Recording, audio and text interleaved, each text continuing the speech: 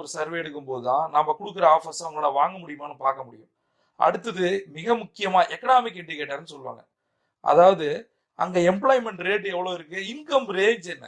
இப்போ ஒரு சிட்டி இருக்கு அப்படின்னு வச்சுங்க, அங்க ஒரு டவுன்ஷிப் இருக்கு அப்படின்னா ஓரளவுக்கு சம்பாதிக்கிற மக்கள், ரெகுலரா இன்கம் எடுக்கிற மக்கள் இருப்பாங்க. சில இண்டஸ்ட்ரியல் எஸ்டேட் இருக்க ஏரியாக்கள்ல சுத்திலும் பாத்தீங்கன்னா ஒரு 25,000 இருந்து 50,000 எம்ப்ளாயிஸ் இருப்பாங்க. அப்ப சாலிடா அந்த இடத்துல ஒரு பிசினஸ் ஆரம்பிக்க முடியும். இது வந்து ஒரு எக்ஸாம்பிள் தான். அப்ப அந்த எக்கனாமிக் இண்டிகேட்டர்ஸ் நிறைய இருக்கு. இதுல ஒண்ணு மட்டும் நான் சொல்லியிருக்கேன். இதை நம்ம பார்த்து தான் பிசினஸ் ஆரம்பிக்கணும். அடுத்தது லொகேஷன் ரொம்ப ரொம்ப முக்கியம்.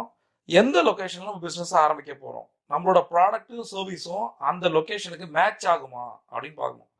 அடுத்தது மிக முக்கியமா மார்க்கெட் சேச்சுரேஷன் பாயிண்ட் என்ன.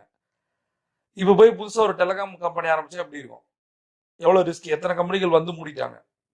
அப்ப என்ன மாதிரி ப்ராடக்ட், என்ன மாதிரி சர்வீஸை கொண்டு போகலாம். இது வந்து விர்ஜின் மார்க்கெட் அப்படின்னு